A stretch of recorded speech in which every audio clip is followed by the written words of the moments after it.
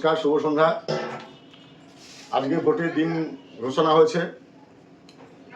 কোন রাজ্যে এবং কোন জেলায় কবে ভোট সেটা আজকে আমরা শুনিয়ে দিচ্ছি। 23 এপ্রিল 2026 এবং 29 এপ্রিল 2026। 23 এপ্রিল ভোট হচ্ছে দার্জিলিং, কালিম্পং,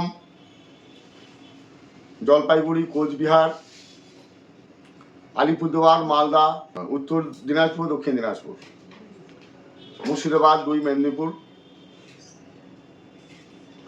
পশ্চিম বর্ধমান,